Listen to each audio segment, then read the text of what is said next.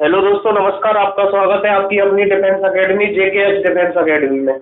हम मैथमेटिक्स पढ़ रहे थे, उसमें हमारा टॉपिक चल रहा था परसेंटेज का। ठीक है, उसी को हम आज कंटिन्यू करते हैं।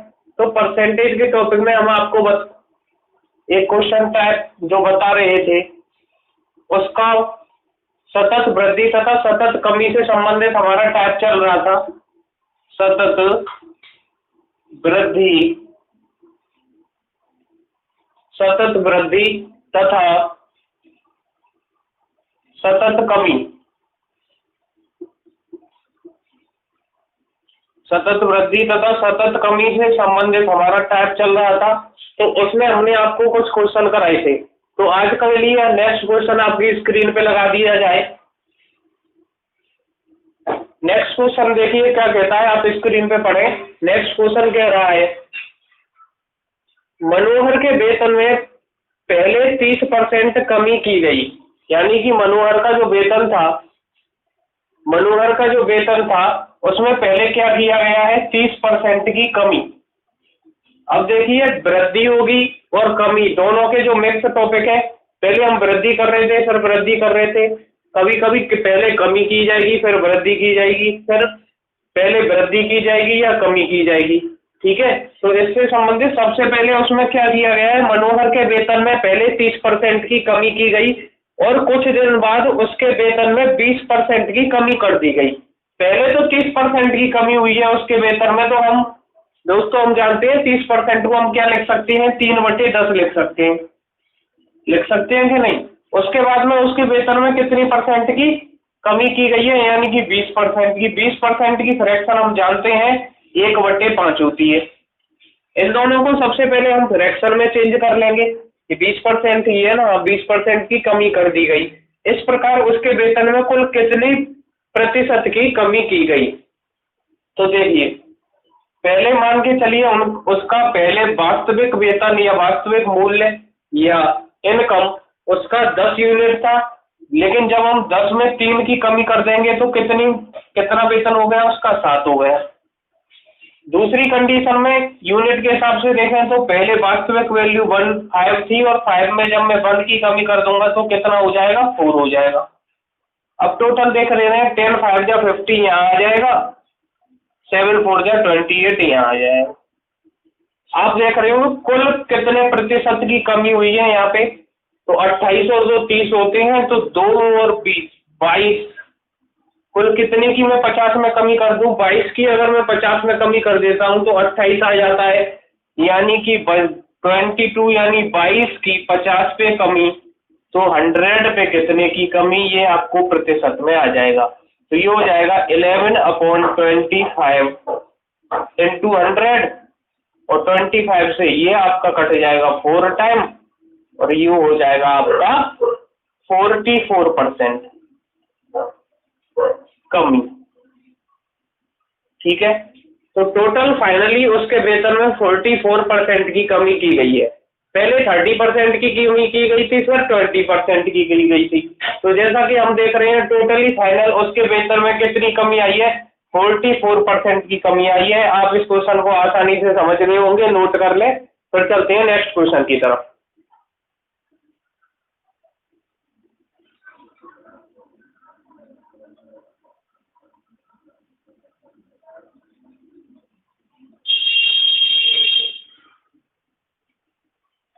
चलिए नेक्स्ट क्वेश्चन की तरफ चलते हैं। क्वेश्चन को नोट कर लें आप इसे।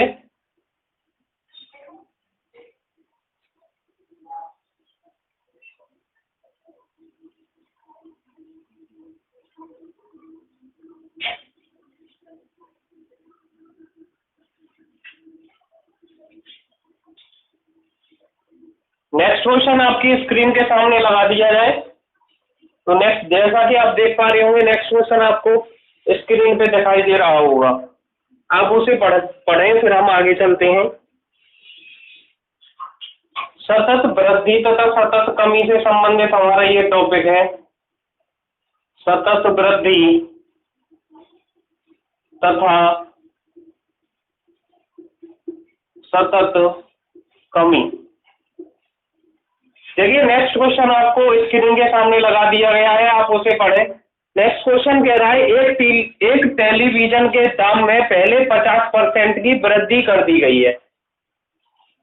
एक टेलीविजन है, उसकी रेट यानी कि पैसे में 50% की क्या कर दी गई है, वृद्धि कर दी गई है।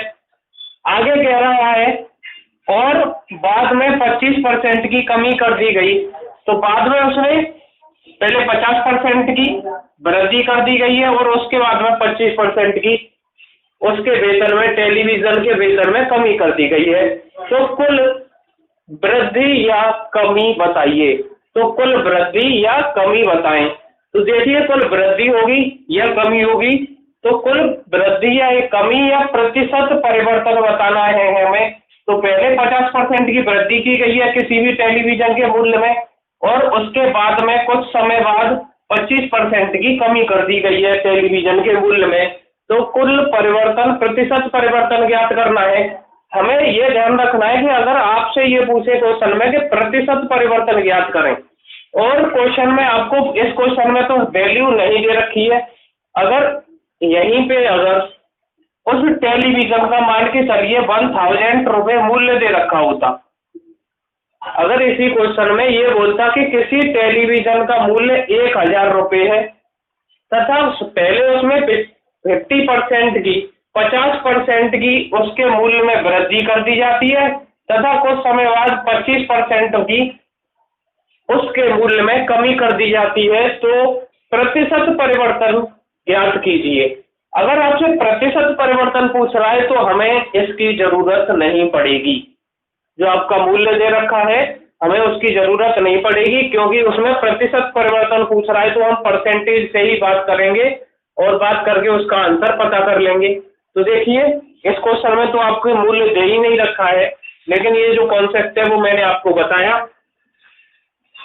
देखिए इस क्वेश्चन में सबसे पहले हम क्या करेंगे, 50% की वृद्धि की जाती है, यानी 50% को हम क्या कर लेंगे, फ्रैक्शन में चेंज कर लेंगे, 1/2 होता है। 25% को हम फ्रैक्शन में चेंज कर लेंगे, 25% का मतलब 1/4 होता है। अब देखिए 50% की वृद्धि की जा रही है, तो पहले उसका वास्तविक मूल्य 2 था और 2 में अगर मैं एक वृद्धि कर दूं तो 2 से वो कितना हो जाएगा, 3 हो जाएगा। अगर 25% की अगर मैं कमी करूं तो पहले उसका वास्तविक मूल्य 4 था और 1 की कमी कर दूं तो कितना हो जाएगा, 3 हो जाएगा। अब मैं इन दोनों का मल्टीप्लाई कर लूंगा, 4 2 जा 4 दूनी 8 हो जाएगा, 3 तरफ का 9 हो जाएगा, यानी कि हम टोटल कुल प्रतिशत परिवर्तन क्या देख रहे हैं, हमें यहाँ पे वृद्धि दिखाई दे रही है ना कि कमी। तो 1 की वृद्धि हो रही है, कितने पे हो रही है, 1 की वृद्धि 8 पे, जब तो 9 हो रहे हैं, 1 की वृद्धि 8 पे, तो 100 पे कितने की वृद्धि होगी। आपको पता है 1/8 की परसेंटेज में कितना होता है, ये 1/8 कितना होता है परसेंटेज में,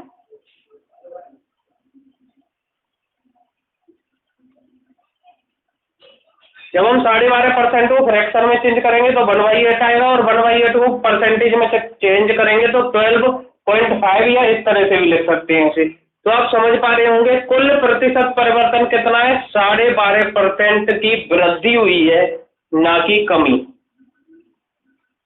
आप वृद्धि देख पा रहे हैं, जैसा कि आप यहाँ देख रहे हैं 8 से 9 हो गया, यानी कि 8 पे 1 की वृद्धि, तो 100 पे कितने की वृद्धि, 12.5% की। देखिए हमें क्वेश्चन में बोल रहा है कि एक टेलीविजन है, उसका दाम पहले तो 50% बढ़ा दिया जाता है तथा उसके बाद 25% कम कर दिया जाता है। अगर 50% बढ़ा दिया जा रहा है तो 50% की फ्रैक्शन 1/2 होती है, 2 में 2 अगर उसका वास्तविक मूल्य होता तो 2 में 1 बढ़ा दिया जा रहा है, कहने का मतलब, तो 2 में 1 की वृद्धि की, मैंने 3 कर दिया। अगर आगे बाद में 25% की उसके दाम में कमी कर दी जा रही है तो 25% की फ्रैक्शन 1/4 होती है। अगर उस टीवी का मूल्य 4 रुपए 4 यूनिट है और उसमें 1 की कमी कर दूं तो मैं 4 में 1 की कमी कर दूं तो 3 यूनिट हो जा रहा है। तो उसने पूछा है कि कुल फाइनल कितना प्रतिशत परिवर्तन हुआ, उसने ये नहीं बताया है कि इसमें प्रतिशत वृद्धि बताइए या प्रतिशत कमी बताइए, प्रतिशत परिवर्तन बताना है हमें। हम देखेंगे 4 दूनी 8 ये हो गया, 3 तरफ का 9 ये हो गया, 8 से हम देख रहे हैं 1 बढ़कर आ रहा है यहाँ पे, तो 8 में 1 की वृद्धि दिख रही है, 1 में 1 कितने पे बढ़ा, 8 पे तो बढ़ा है, तो 100 पे कितना बढ़ेगा, तो 1/8 इंटू 100 हम करेंगे जो 12.5% आ जाएगा। जब 8 पे 1 की वृद्धि होके 9 हो रहा है, इसलिए ये प्रतिशत वृद्धि है, ना कि कमी। तो आप समझ पाए होंगे, इसे नोट कर लें, फिर आगे चलते हैं।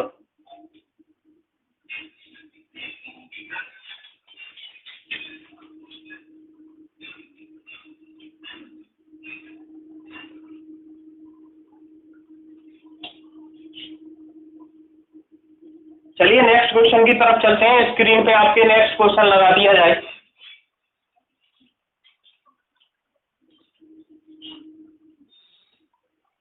नेक्स्ट क्वेश्चन आपकी स्क्रीन पे लग चुका है, आप पढ़े हैं उसे, मैं भी पढ़ता हूं। देखिए, एक रेडियो के मूल्य में पहले 28.7% की वृद्धि की जा रही है। 28.7% की वृद्धि की जा रही है। एक रेडियो का मूल्य है, उसमें सबसे पहले क्या किया जा रहा है, 28.7% की वृद्धि। आगे कह रहा है वो की वृद्धि की गई, पुनः 10% की वृद्धि की गई। दोबारा से भी इसमें वृद्धि ही है, ना कि कमी। तो पुनः 10% की वृद्धि की गई, तो रेडियो के मूल्य में कुल कितने प्रतिशत की वृद्धि हो जाएगी। तो इसमें दोनों कंडीशन में जब वृद्धि ही हो रही है, तो निश्चित है कि वृद्धि ही होनी है। अगर किसी एक कंडीशन में कमी हो और एक कंडीशन में क्या हो, वृद्धि, तो हम कह नहीं सकते हैं कि उसमें फाइनली वृद्धि होगी या कमी होगी। तो उसमें हमसे क्वेश्चन में पूछेगा प्रतिशत परिवर्तन बताइए। लेकिन इस वाली कंडीशन में, दोनों कंडीशन में, दोनों स्थितियां हम देख रहे हैं कि उसके मूल्य में वृद्धि ही होती हुई नजर आ रही है। तो फाइनली कुल कितने प्रतिशत की वृद्धि होगी। देखिए, आपको पता है 28.4/7 को मैं अगर फ्रैक्शन में चेंज करूंगा तो 2/7 हो जाएगा। वो कैसे, आप जानते होंगे 14/2/7 होता है आपका 1/7। मैंने 1/7 को जब परसेंटेज में आपको चेंज करा के लिखाया था तो 14/2/7 लिखाया होगा। ये यहाँ पे आपको नजर आ रहा है 14 का डबल 14 दूनी 28, 2 का डबल 4, तो यानी कि 1/7 की जगह इसकी फ्रैक्शन 2/7 हो जाएगी। तो ये हम चेंज कर चुके हैं। अब देखिए 10% को तो हर एक कोई जानता है, बहुत आसान होता है। 10% को अगर मैं फ्रैक्शन में चेंज करूं तो 1/10 हो जाएगा। दोनों केस में वृद्धि हो रही है, इसमें भी वृद्धि हो रही है, इसमें भी वृद्धि हो रही है। तो पहला 7 से क्या हो रहा है, 9 हो रहा है। दूसरा 10 से क्या हो रहा है, 11 हो रहा है। इसका इससे मैं मल्टीप्लाई करूं तो 10 7 जा 70 और 11 9 99 हो गया। अब देखिए प्रतिशत वृद्धि आपको फाइनली कितनी दिख रही है, 29 की वृद्धि दिख रही होगी। 29 की वृद्धि कितने पे, 70 पे, तो 100 पे कितने की वृद्धि होगी। 0 से 0 काट लें, 7 चौक 28 कर लूं, पॉइंट लगा लें, 10 हो जाएगा। 7 एकम 7, 3 बचा, 7 चौक 28, 2 बचा, 20 हो गया, 7 दूनी 14। इस तरह से आएगा, into 10 होगा। तो 10 का जब मल्टीप्लाई इसमें करूंगा तो 1 पॉइंट उधर चला जाएगा। 42% की आपकी वृद्धि हो जाएगी फाइनली। 41.42% की वृद्धि आप आसानी से समझ पाए होंगे। अब नेक्स्ट क्वेश्चन की तरफ चलते हैं, नोट कर रहे हैं इसे।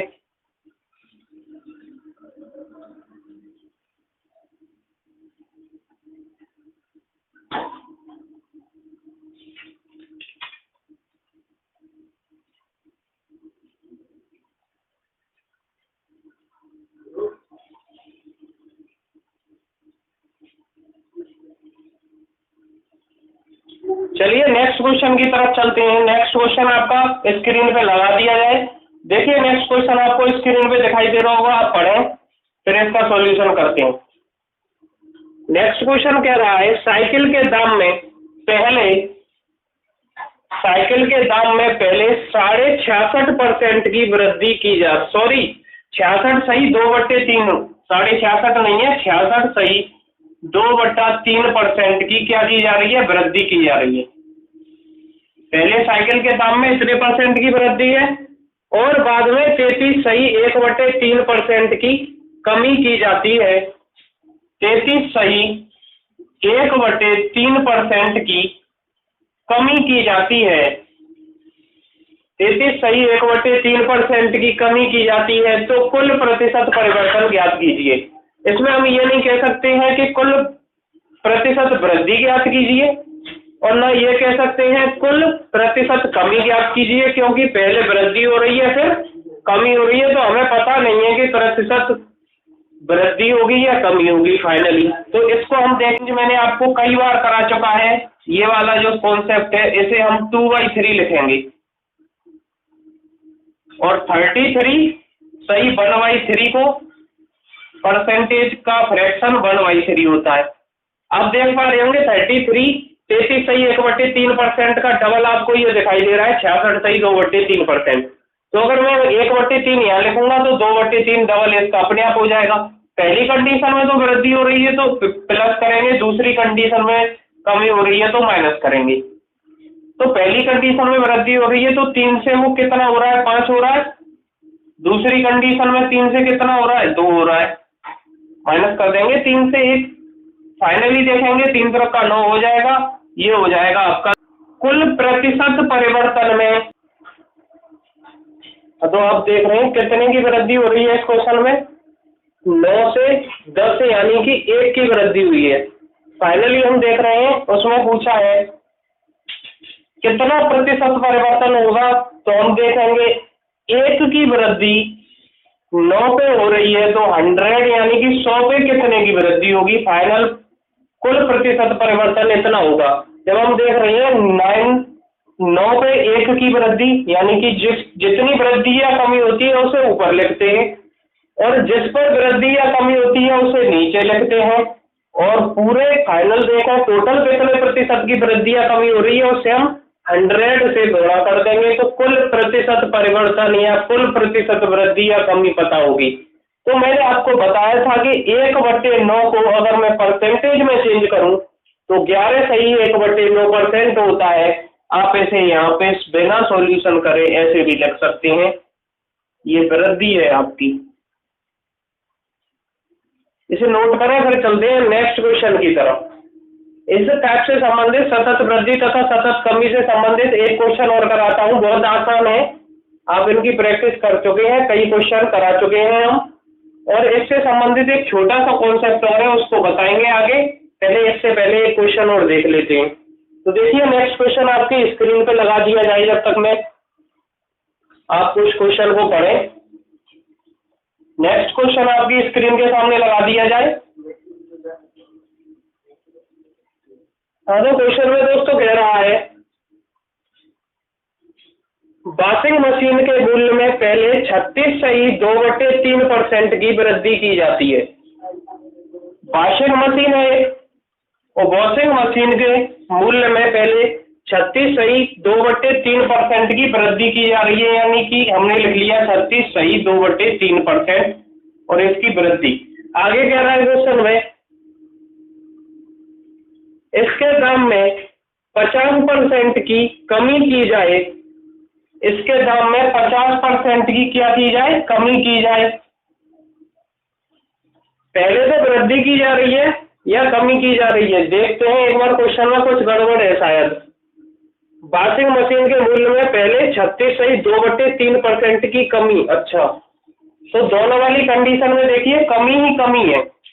एक वॉशिंग मशीन है, वॉशिंग मशीन के मूल्य में 36 सही 2/3% की कमी की जा रही है, फिर दोबारा पुनः 50% की कमी, यानी कि हम पहले वृद्धि वाले भी पढ़ चुके हैं,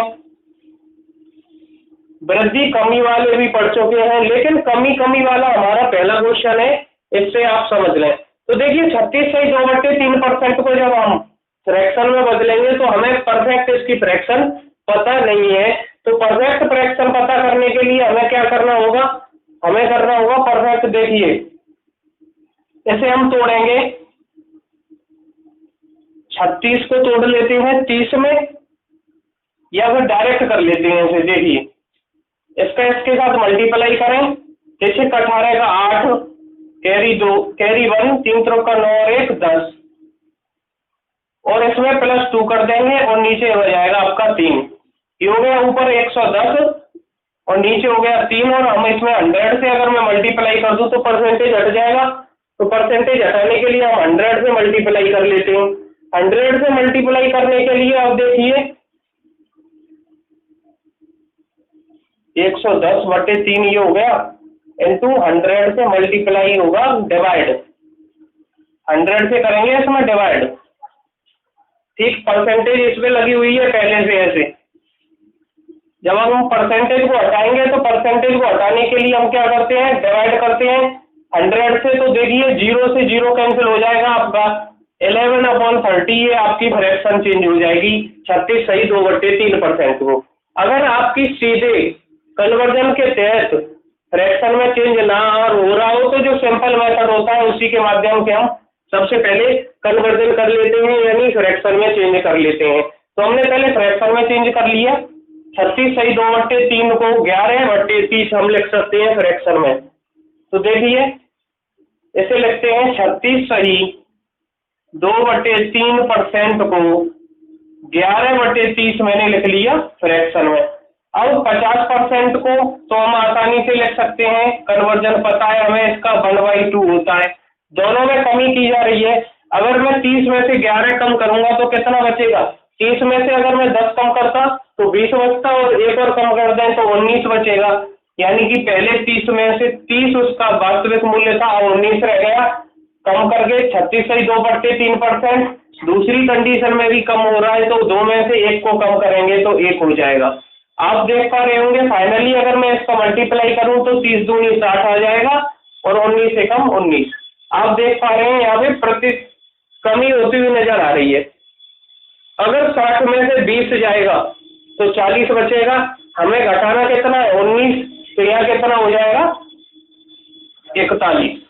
तो कितने की कमी हो रही है 41 की।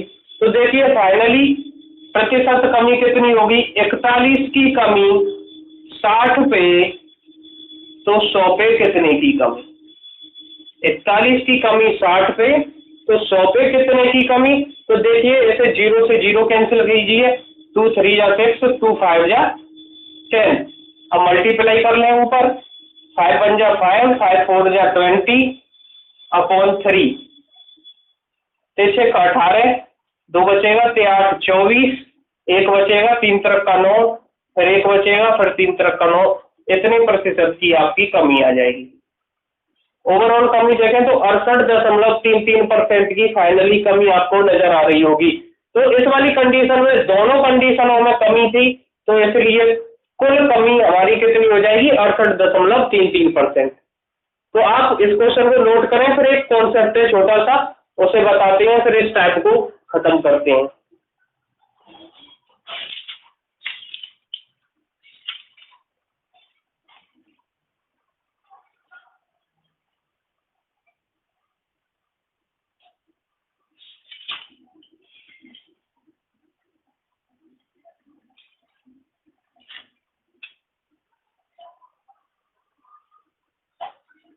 देखिए नेक्स्ट क्वेश्चन की तरफ चलते हैं हम।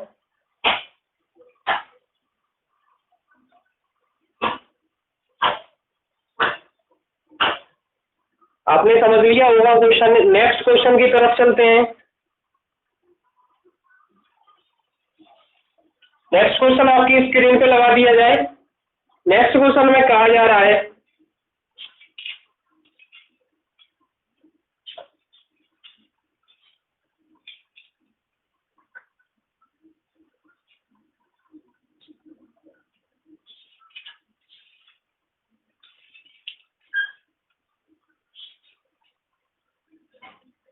आयत से संबंधित है। पहले आप आयत के बारे में जान लें। आयत देखिए, आयत को आप आसानी से समझ पा रहे होंगे, जैसे हम इंग्लिश में रेक्टेंगल कहते हैं। ये इसकी लेंथ होती है, ये इसकी ब्रेथ होती है, यानी कि ये लंबाई होती है और ये चौड़ाई होती है। केवल इतना ही समझें। जब हम आपको एडवांस मैथमेटिक्स के कॉन्सेप्ट को पढ़ा रहे होंगे तो इसकी डिटेल पढ़ाई जाएगी वहां पे पूरी। इस क्वेश्चन से संबंधित आप इतना जाने कि लेंथ ये होती है, ब्रेथ ये होती है, और इसका एरिया और जान लें। एरिया की हमें जरूरत पड़ेगी यहाँ पे।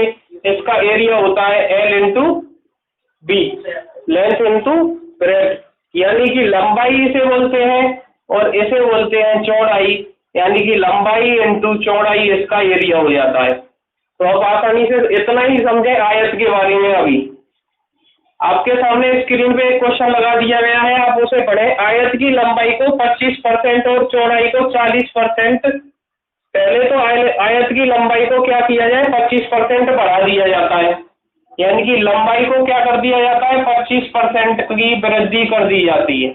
ठीक। दूसरा कह रहा है चौड़ाई को 40% कम कर दिया जाता है, यानी कि ब्रेथ को 40% कम कर दिया जाता है। तो उसके क्षेत्रफल में कुल प्रतिशत परिवर्तन क्या होगा, उसके क्षेत्रफल में प्रतिशत परिवर्तन पता करना है। तो उसके लिए सबसे पहले हमें फ्रैक्शन में चेंज कर लेना है। 25% क्या होता है, 1/4। 40% क्या होता है, 2/5, क्योंकि 20% होता है 1/5, तो 40% क्या हो जाएगा, 2/5 हो जाएगा। हम एरिया में प्रतिशत परिवर्तन पता करना है। एरिया हमारा क्या होता है, L इंटू बी होता है। एरिया क्या होता है हमारा, L इंटू बी। अगर L ये है और B ये है, ठीक है, L इंटू बी। अगर L की बात करें तो पहले हमारा लेंथ कितनी थी, 4 यूनिट थी, लेकिन वृद्धि हो रही है 25% की, वृद्धि हो गई कितनी हो गई, लेंथ 5 यूनिट हो गई। ब्रेथ की बात करें, पहली हमारी ब्रेथ कितनी थी, 5 यूनिट थी, लेकिन कमी हो रही है 5 में। अगर मैं 2 की कमी कर दूं तो कितनी हो जाएगी, 3 हो जाएगी। अब देखिए एरिया क्या होता है हमारा, L इंटू बी। अब मैं L का B के साथ मल्टीप्लाई करूंगा तो L का हमें एरिया पता चल जाएगा। तो 4 का मल्टीप्लाई 5 के साथ, 4 पंजे 20। पहले जो क्षेत्रफल दे रखा था, पहला जो आयत था उसका क्षेत्रफल 20 आ गया, 20 यूनिट। और जब परिवर्तन किया है हमने, 25% लेंथ बढ़ाई और 40% ब्रेथ को कम किया, तो 5 से 15 यूनिट एरिया हो गया। अब उसने पूछा है कि कुल उसके एरिया में कितना प्रतिशत परिवर्तन हुआ है। तो हम देख पा रहे हैं पहले 20 था यूनिट, अब 15 रह गया, यानी कि 5 की कमी आ गई उसके एरिया में। 5 यूनिट की कमी 20 यूनिट पे, तो 100 यूनिट पे कितनी कमी आ जाएगी, ये पता करना है हमें। तो देखिए 5 यूनिट की कमी 20 यूनिट पे, तो 100 पे कितने की कमी, 20 पंजे 100 बराबर 25% की उसके एरिया में कमी आ जाएगी। 25% एरिया उसका पहले से कम हो जाएगा, तो 25% में कमी एरिया में, आप इसे समझ चुके होंगे आसानी से। ऐसे ही आपका ये आपका रेक्टेंगल से संबंधित क्वेश्चन था, ऐसे ही आपसे स्क्वायर से संबंधित क्वेश्चन पूछे जा सकते हैं, ऐसे ही आपसे सर्कल से संबंधित क्वेश्चन पूछे जा सकते हैं, तो आप आसानी से कर पाएंगे। अगर आपको रेक्टेंगल का एरिया पता है तो आप इस क्वेश्चन को कर लेंगे, नहीं तो नहीं कर पाएंगे। तो ये बेसिक जानकारी होती है। रेक्टेंगल का एरिया होता है लंबाई इंटू चौड़ाई, स्क्वायर का एरिया होता है भुजा का वर्ग, और बात करें हम सर्कल यानी कि वृत्त के एरिया की, तो वृत्त का एरिया क्या होता है, pi r square. Pi into radius यानी कि त्रिज्या का वर्ग करते हैं तो हमें सर्कल का एरिया पता चल जाएगा, वृत्त का एरिया। तो इनसे संबंधित ये सतत वृद्धि तथा सतत कमी में क्वेश्चन पूछे जाते हैं। आप इस क्वेश्चन को समझ पाए होंगे। इसके बाद एक छोटा सा कॉन्सेप्ट और है, उसे क्लियर करके आज की क्लास को यहीं एंड अप करेंगे।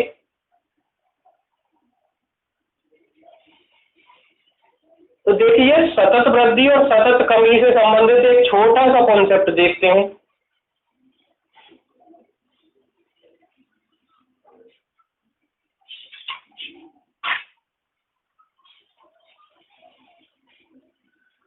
सबसे पहले इसमें 2 कंडीशन दे रखी होती हैं, एक तो आपको प्रतिशत वृद्धि दे रखी हो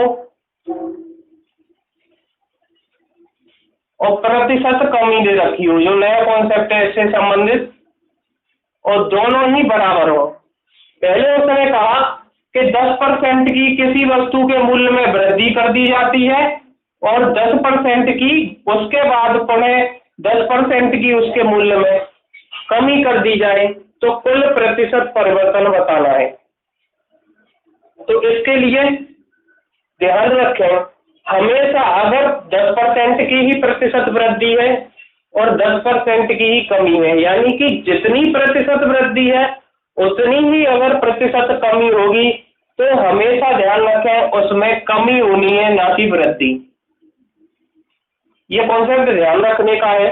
वैसे आप लॉन्ग जो हम पीछे क्वेश्चन कर रहे थे उस मेथड से निकालेंगे, थोड़ा टाइम लग जाएगा, लेकिन जब प्रतिशत वृद्धि और कमी दोनों ही बराबर दे रखी है तो उसके लिए हमेशा आप ध्यान रखें तो कमी ही होगी। और वो कितने प्रतिशत होगी, कमी प्रतिशत कितना होगा, वो आपका होगा एक्स स्क्वायर अपॉन 100। हमेशा ध्यान रखें एक्स स्क्वायर अपॉन 100 की प्रतिशत कमी होगी। ये एक आपका कॉन्सेप्ट है, अगर आप इससे निकालना चाहें तो इससे निकाल लें, नहीं इससे पहले जो हमने आपको तरीका बताया उससे निकालेंगे तो सेम आंसर आएगा, लेकिन इससे शॉर्ट हो जाएगा। एक्स का मतलब होता है यहाँ पे जितना प्रतिशत में दे रखा होता है वैल्यू वो। अगर मैं देखूं, देखिए एक कॉन्सेप्ट, एक क्वेश्चन ले लेते हैं। इस पे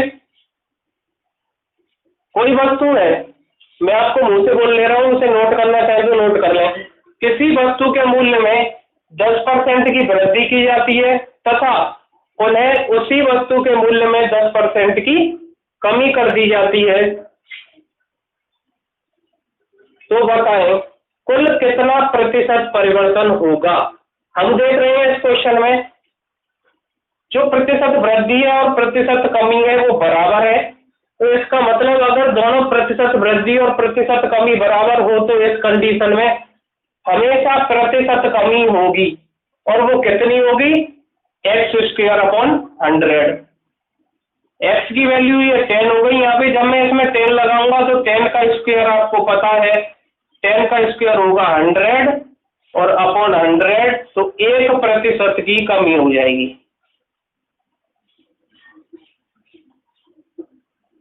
ये छोटा सा कॉन्सेप्ट था, अगर इस क्वेश्चन को आप आसानी से हो जाएगा, लेकिन ये शॉर्ट फॉर्मेट है, इससे आप इस टाइप के क्वेश्चन को जल्दी कर सकते हैं। तो आज के लिए मैथमेटिक्स में इतना ही रखते हैं। हमसे जुड़े रहने के लिए जेके डिफेंस एकेडमी को लाइक, शेयर तथा सब्सक्राइब करना ना भूलें। बहुत बहुत धन्यवाद। जय हिंद।